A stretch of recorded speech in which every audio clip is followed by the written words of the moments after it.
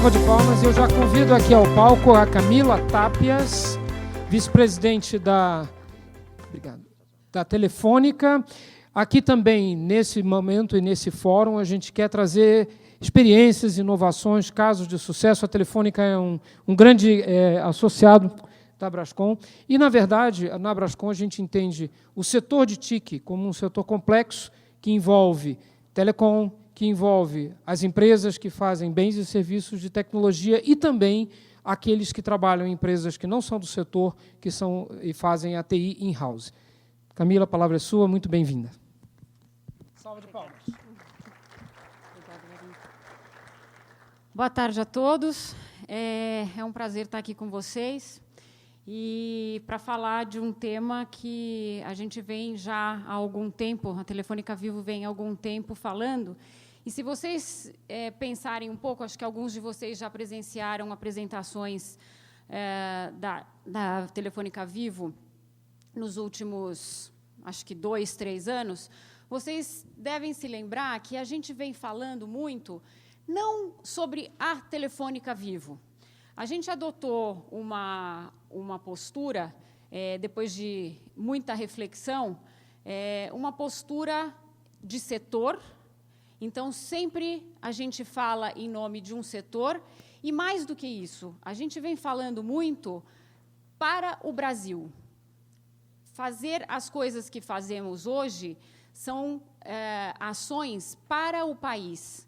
A gente tem consciência na Vivo de que o serviço que a gente leva é um serviço que impulsiona o desenvolvimento do país. E isso gera uma roda virtuosa de valor, não só para a empresa, mas para a população, para a sociedade. Então, quando vocês... Toda a minha mensagem aqui é uma mensagem que deve ficar com um tom de contribuição para o país, e não como uma posição única da Telefônica Vivo ou até do setor, mas sim como um setor querendo contribuir para o país.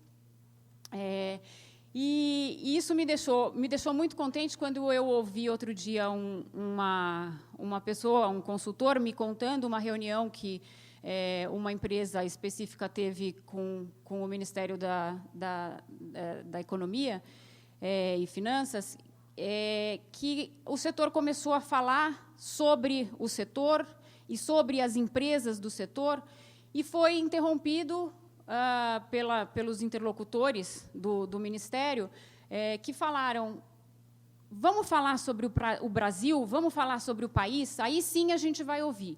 Esse governo aqui é um governo que pretende desenvolver o país. Se vocês tiverem contribuições para o país, nós vamos ouvir. E é isso que eu acho que todos nós, de forma unida, uma coalizão, a gente, na Vivo, a gente tem falado muito também em coalizão, em pacto do setor, para a gente conseguir avançar e trazer benefícios para a sociedade. Onde está a gente, para pensar nas contribuições para o país, a gente tem que lembrar, sem dúvida nenhuma, qual que é aqui? Da história. Vamos lembrar um pouquinho da história, de tudo que a gente passou. Só há 20 anos atrás, a gente iniciou um dos maiores programas de inclusão social no Brasil, que foi a privatização. Isso foi há apenas 20 anos atrás. A Lei Geral de Telecomunicações trouxe esse novo modelo, e antes desse modelo a gente tinha uma busca por telefone fixo totalmente diferente do que é hoje, né? Tinha filas, ele era um investimento, tinha aluguel de linhas, as pessoas esperavam de 2 a 5 anos para conseguir linha. Isso, como todos vocês sabem, mudou totalmente. Hoje em dia, a gente tem mais telefones celulares do que pessoas. no Brasil. A gente tem 40 milhões de linhas fixas, 65% da população tem acesso aos serviços. E o gap de inclusão no setor de telecomunicações é um gap muito menor do que a gente vê em outros setores. A população hoje, somente 23% da população possui plano de saúde. 43% dos domicílios não têm tratamento de esgoto. 51% da população adulta conclui o ensino fundamental.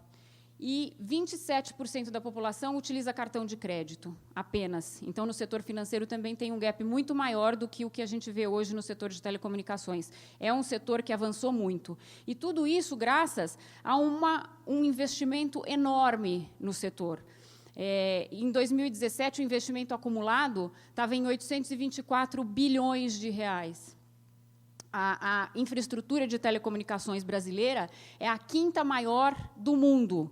E a gente fica atrás só de petróleo, e gás e energia.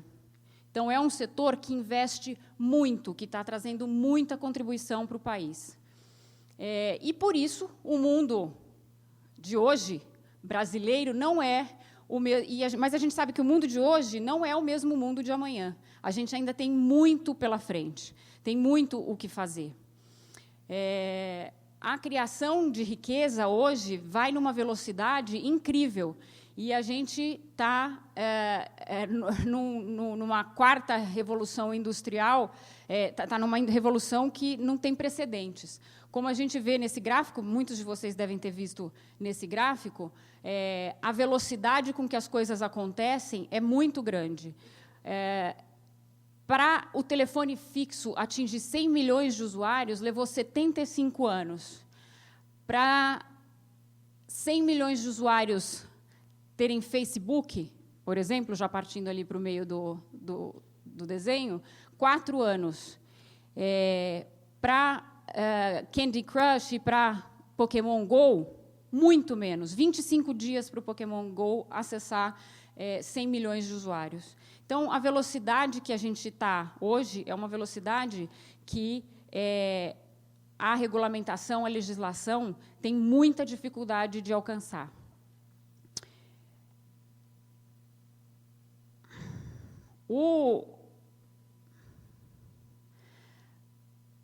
Hoje em dia, a gente tem plataformas que são maiores que países.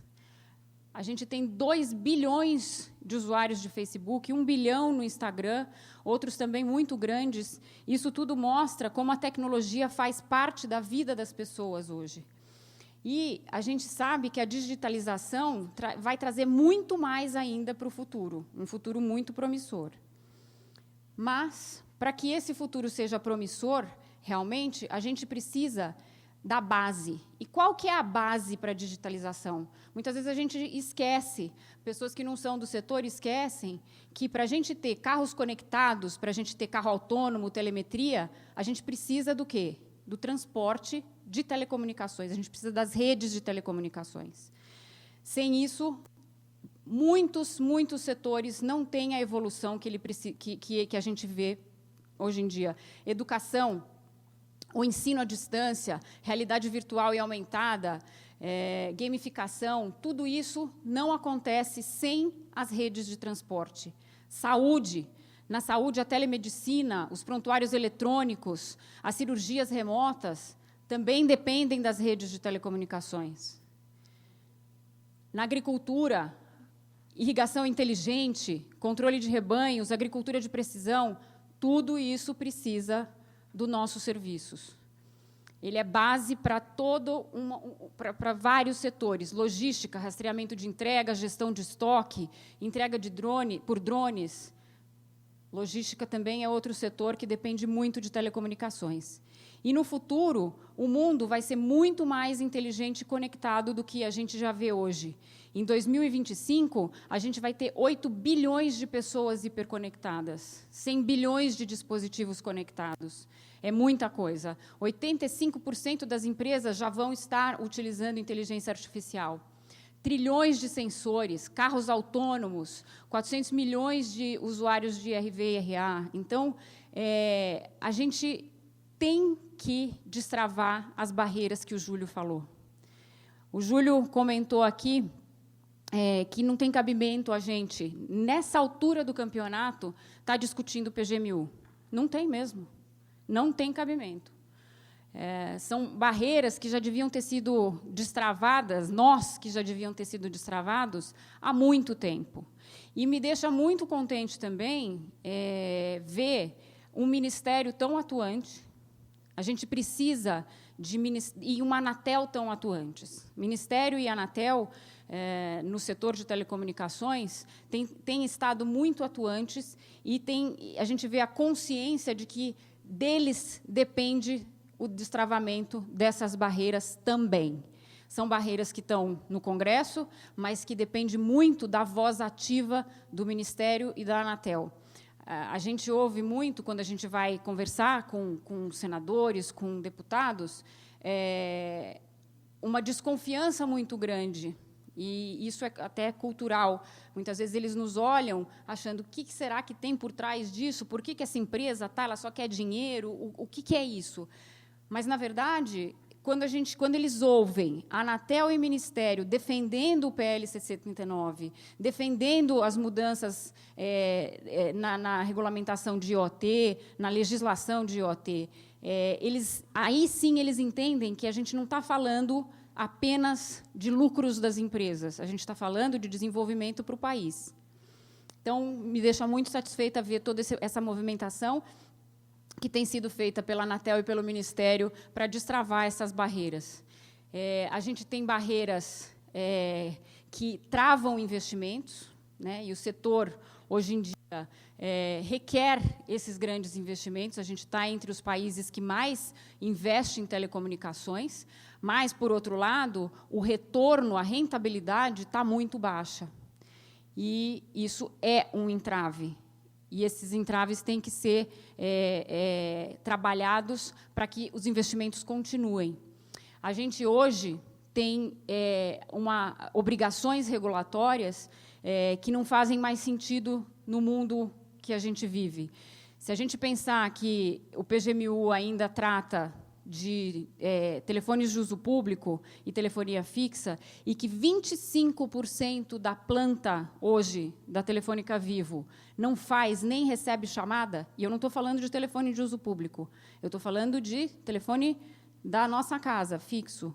A gente tem 25%, um quarto da nossa planta não faz nem recebe chamada. As pessoas têm até a linha, mas não tem nem plugado na tomada, na parede, o telefone. E TUPs, 75% dos TUPs não tem nenhum crédito usado. Então, isso demonstra que, realmente, a gente precisa de uma mudança regulatória nas obrigações, muito urgente. A carga tributária é também outro entrave que impede o retorno dos investimentos. A gente vê que o Brasil, de longe, é o país que mais tem aí carga tributária. Aí 44%, ali não aparece direito, mas são 44% é a carga tributária do país sobre a receita líquida, muito mais do que comparado a outros países. A gente tem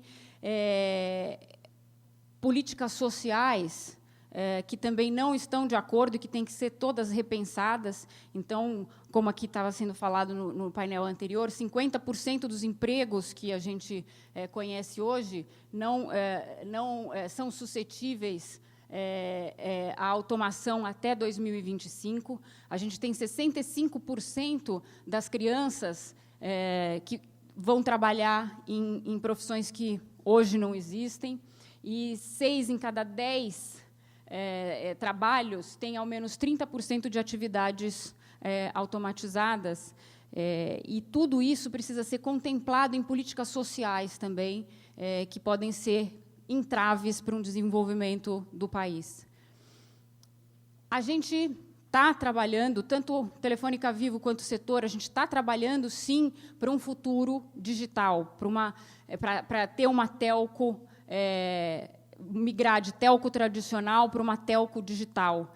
e ter desenvolvimento em Big Data, em inteligência artificial, nuvem, IoT, realidade aumentada, tudo isso, todas as empresas vêm trabalhando, não tem dúvida nenhuma.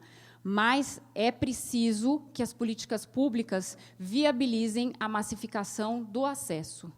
Se o acesso não for massificado, nada disso vai chegar à população. E, para que esse acesso seja massificado, a gente tem como avançar. E com recursos do próprio setor. A gente vem falando isso várias vezes há bastante tempo. E essas barreiras têm que ser destravadas, a gente tem muita esperança que elas sejam destravadas esse ano. Então, uso dos recursos, o PLC 79 é uma solução, então, os recursos de migração, de concessão para autorização, para poder investir esses valores em banda larga, é um caminho. O uso dos fundos, que poderiam ser convertidos em investimento direto para a sociedade. A gente tem fundos bilionários que não são convertidos para o próprio setor. E os recursos dos leilões também devem priorizar não caixa, mas investimento e desenvolvimento para o país. Então, cobertura para a população, e a gente vem ouvindo isso da Anatel com muita satisfação também, de perceber que deve ser priorizado o investimento e não a arrecadação. Tudo isso proporcionaria investimento de bilhões de reais no setor de telecomunicações, a ampliação de fibra ótica nos domicílios, atender a população sem cobertura móvel, que até hoje existe, apesar da gente ter mais celulares do que pessoas, os celulares estão concentrados em algumas regiões, onde há a possibilidade de retorno, e a gente precisa levar isso para onde não há, e, por isso, a necessidade de políticas públicas. A gente precisa levar a banda larga de alta velocidade para as escolas urbanas e rurais. Isso contribui com a educação, com o desenvolvimento do país, ampliar a cobertura nas rodovias, atualizar a tecnologia do país, indo para 5G, para IoT. Tudo isso é possível fazer, desde que a gente destrave as barreiras. O país precisa, agora, destravar todas essas barreiras, e é para isso que a gente está trabalhando. Um setor unido. É isso que a Vivo acredita, a gente vem trabalhando junto com as outras empresas, junto com as TICs, na verdade. Aqui a Brascom é um exemplo disso, um exemplo de união de não só o setor de telecomunicações, mas outros setores, porque se reconhece que, quando a gente trabalha junto, quando a gente trabalha unido, as coisas ficam muito mais fáceis e tem a tendência de caminhar melhor. Tá bom? Era esse o recado que a gente tinha para dar. Muito obrigada. Perguntinha da plateia, você se importa em responder? A gente tem uma pergunta da plateia aqui, do Luciano Azevedo, do MC-TIC. Se quiser, pode sentar ali, acho que fica até melhor. A pergunta é, Camila, a Telefônica tem algum plano para investir em educação de base ou técnica no Brasil, seja através de fundações, patrocínios ou parcerias? Sim, a Telefônica tem uma fundação, a Fundação Telefônica Vivo. É uma fundação que, esse ano, completa 20 anos. O início da fundação, havia um trabalho para erradicar o trabalho infantil. A fundação trabalhava para isso, mas ela foi migrando para a educação, e uma educação digital, uma educação conectada. Então, a gente tem uma plataforma de formação de professores. A gente acredita que a formação dos professores é o que vai potencializar a educação no país. E, para ter essa plataforma, a gente tem parcerias com todas as secretarias de Estado, de todos os estados brasileiros. A plataforma, portanto, é validada e incentivada por todas as secretarias de Estado para que as escolas estaduais e municipais utilizem essa plataforma. E, quando eu falo plataforma, é plataforma com conteúdo mesmo, criado pela equipe da Fundação Telefônica, português, matemática, ciências, geografia, história, matérias para a educação de primeiro e segundo grau, né, ensino médio e fundamental. na verdade, ensino fundamental, principalmente. E para o ensino médio, nós temos também atuação, a gente trabalha com as ETECs e FATECs, e no empreendedorismo jovem. A gente tem um curso de empreendedorismo jovem que, agora, com a mudança da grade curricular e o aumento de disciplinas alternativas, a gente acredita que seja uma oportunidade para inserir essa cadeira de empreendedorismo jovem na grade curricular alternativa, mas ali disponível para os alunos, para que eles desenvolvam tecnologias novas e com uma metodologia de inovação e formação nesse ramo. Então, sim, nós atuamos e muitas vezes levando acesso, né? Esse não é o foco realmente da Fundação é levar conteúdo, mas a gente também leva acesso e hardware. A gente disponibiliza hardware, temos escolas modelo, ou seja, o trabalho da Fundação é um trabalho muito, muito grande, e eu convido vocês a visitarem a página da Fundação Telefônica Vivo, que é uma página que tem bem a explicação de toda a atuação da Vivo na educação. Tá bom? Obrigado, Camila.